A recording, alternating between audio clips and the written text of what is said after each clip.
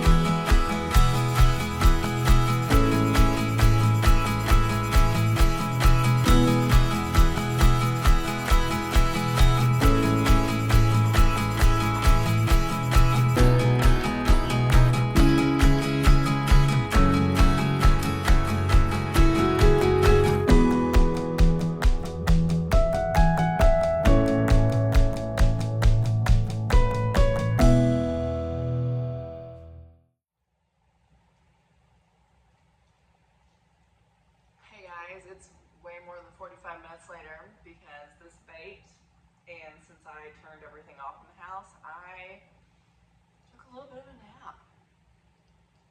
But this,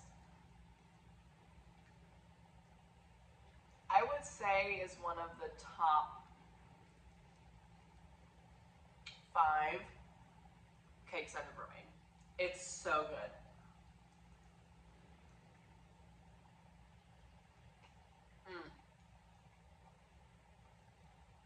Yeah, that's amazing. I will definitely be repeating this. I think I have 3 jars left of my failed cherry almond jam. I will make this again. This is so good. Oh man, it's good. And I will also make sure that I include a recipe card at the end of this video for you guys to screenshot if you want to, because man, this is good. The only thing that I would do in the future, maybe. Sorry, I don't want to talk with my mouth full.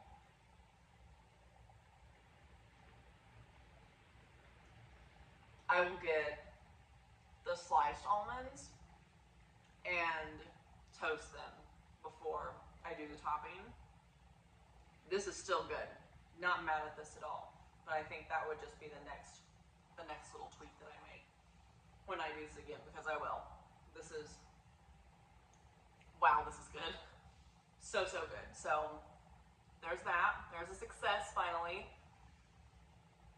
And I think, let's see, in a day or two,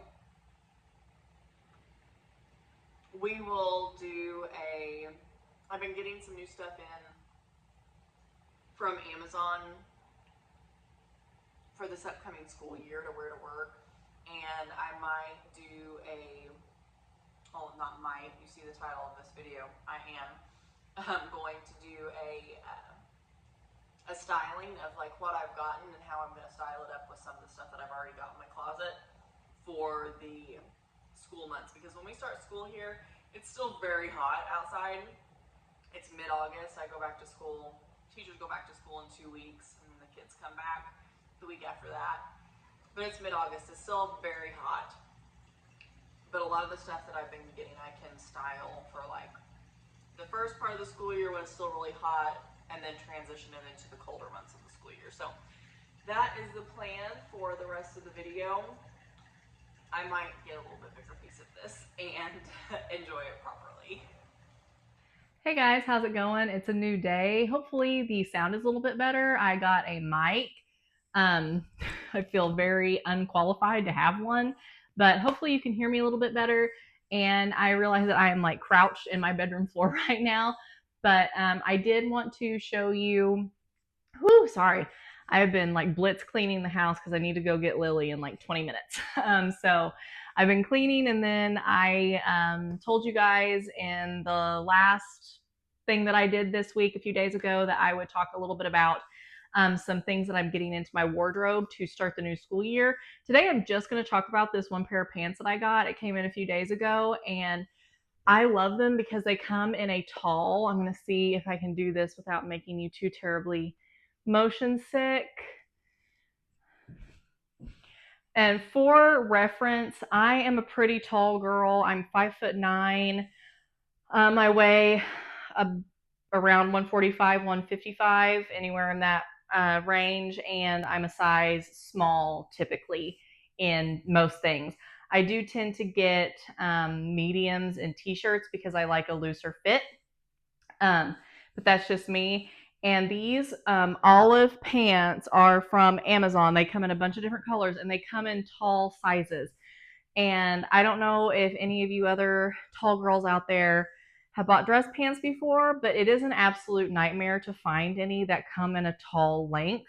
So I was very excited to get these, and even more excited to see that they are actually in a tall length. They're super, super flattering. They've got the elastic in the back. I did get a size small. My waist is like between 27 and 28 inches. And with that elastic, even when I'm on the heavier side or bloated or whatever, they're still going to fit great because I've got plenty of room. They've got belt loops, so you can put a belt in. I've got it dressed pretty casual today. I had a really casual meeting earlier this morning, so just a plain white t-shirt. Still got my sunglasses on my head and some slip-on white platform sneakers. I like my pants to be a little bit on the longer side. Maybe it's the millennial in me, I don't know. But I do like my pants to be a little bit on the longer side. If you don't like that, just make sure that you truly measure your inseam and base that off of an order based off of that inseam, because I feel like this inseam measurement, I believe I got a 33-inch inseam, and this is very true to a 33-inch inseam in my opinion, because there is a little bit of room between the zipper and the inseam, which I also like. I like a loose flowy pant, but these would be so easy to dress in a variety of ways. I am cheap, so when I order something or buy something, I want to make sure that I can not only style it 3 or 4 different ways, but I want to make sure I can style it in every season as well. So it is the last day of July today, and it cooled down. We had a major cold front come through with the most insane wind and rain yesterday afternoon, evening time, and it dropped our temperatures like 20 degrees. So it's like 80 degrees outside today, which seems warm, I know, to some people, but for us, that's like a breath of fresh air, especially at the end of July. So I just have it styled really casually with this white t-shirt and these shoes. If it were still hot outside, you could do the exact same look, but with like a pair of maybe flat form sandals or just like slip-on sandals and a cream or a white tank top, like those high neck tank tops I like to wear that are also from Amazon. They're the Crazy Yoga brand. It's like CRZ Yoga, and they have the built-in bras. I love those. I have them in so many colors. And you could also dress this up. What do I want to talk about first? I'm looking off camera because I have some outfit options that I kind of want to show you. They're not going to look the best today because I am a little bit frazzled, but you'll get the picture. I could also, let me grab these.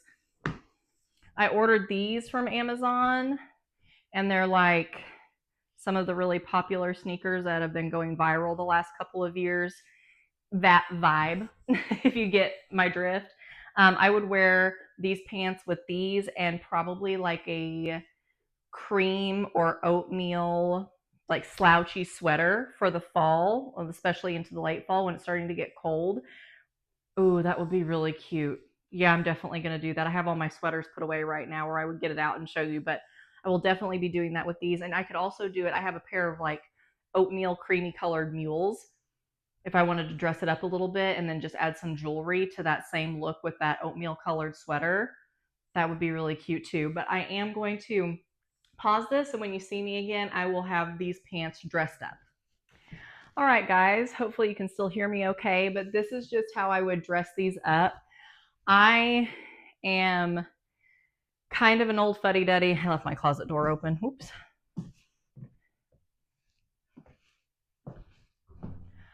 I am kind of an old fuddy-duddy when it comes to a color palette. I'm trying really hard not to be a sad beige mom, but those are just the colors that I look good in.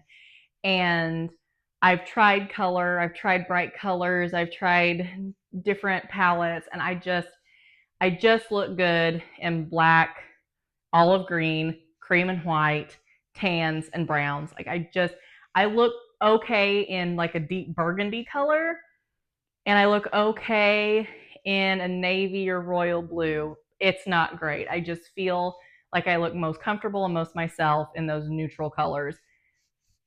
It just is what it is. And I also really lean towards black for a more formal color. One, because most of the time, if you're needing to look more formal, you're in more of a high stress situation and hide sweat. And I know that's gross, but that's just always where my mind goes, is like, what am I going to look the least sweaty? And so I just have on this black fitted, it's not super fitted, but it's more fitted sweater. And I left my socks on, but I've got on these black heels, and you could definitely, like, accessories wise, I don't have time to do all of that, but accessories wise, you could definitely put on like a gold necklace, some different earrings, maybe some like diamond studs or some little hoops or something that's really like subtle and nice. I think I said a black belt and a black bag, which I cannot believe I don't own a black bag. I have a brown bag, but I don't have a black bag. So I need to, I guess, start looking for a black bag. And then these black heels. But if I were to dress this down with black, I could wear maybe like black sandals or black sneakers with like a slouchy black button up for this time of year, or a slouchy black sweater. And actually, those same sneakers, like these, because the accents are black. So I could still wear a black slouchy sweater with these same sneakers and look like a little bit more put together. If you wanted to dress this up on the lighter end of the color wheel, I would do a cream or a white, more fitted sweater, or even a structured button up. I wouldn't do a loose, flowy linen button up because that's, in my opinion, it's going to make it more casual. And then do like some tan or brown heels with them. If you want it more dressed up, I would typically go closed toed. I feel like an open toe shoe just makes everything a little bit more casual. But I hope this gave you some ideas. I will link these pants and the other pieces that I have on in the description box, and the pieces that I've shown you.